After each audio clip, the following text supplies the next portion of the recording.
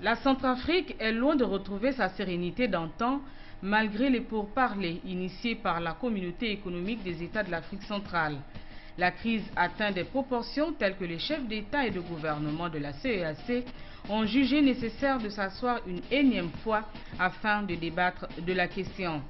À l'initiative du chef de l'État tchadien, du reste président en exercice de la CEEAC, et dont le pays joue un rôle politique et militaire majeur chez son voisin centrafricain, le sommet extraordinaire de N'Djamena devrait aboutir à une résolution pouvant conduire les parties belligérantes à cesser les exactions et autres violences.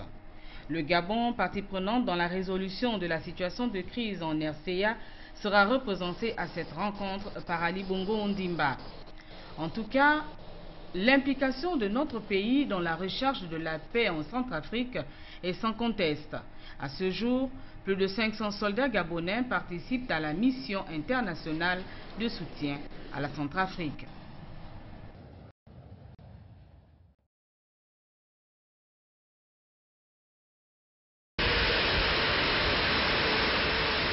Aéroport international Hassan Djamous de N'Djamena.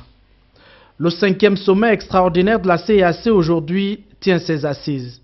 Sur le tarmac, le président de la République gabonaise est accueilli par les autorités tchadiennes. L'institution sous-régionale, une fois de plus, se penche sur la situation en République centrafricaine. La stabilisation de cet État préoccupe au plus haut point le président Ali Bongo Ondimba et ses pairs.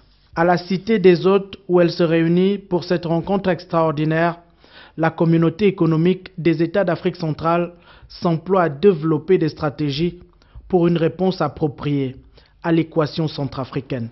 J'ai saisi cette opportunité pour louer les efforts inlassables que ne cessent de déployer mes pairs de la CEEAC pour faire régner la paix et la sécurité dans notre espace commun. Je tiens aussi à les féliciter pour les énormes sacrifices, tant humains que matériels, qu'ils consentent afin d'aider le peuple frère centrafricain à retrouver la paix. 5 chefs d'État sont présents pour cette rencontre extraordinaire. Parmi eux, le président de la transition centrafricaine en personne. Après le sommet du 14 juin dernier à Libreville, la rencontre de N'Djamena est une étape décisive vers la quête de la paix en République centrafricaine.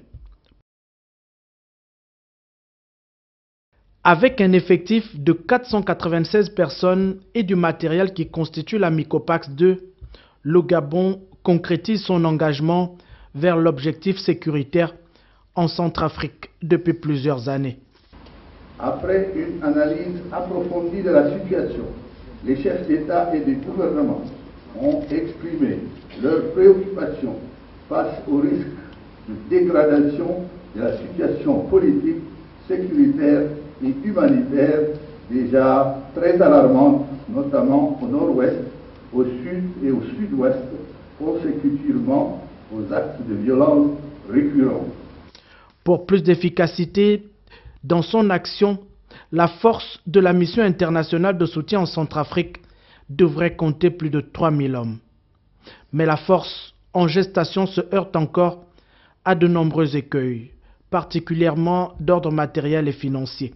Le chef d'État et de gouvernement de la CEEAC exhorte le groupe international de contact pour la République centrafricaine à mobiliser urgemment les ressources financières pour alimenter le fonds fiduciaire nécessaire au soutien de la MISCA et à la réussite de la transition en République centrafricaine. Dans l'esprit et la lettre des accords de Libreville, la mise en place de la MISCA constitue une étape déterminante pour une paix durable en Centrafrique.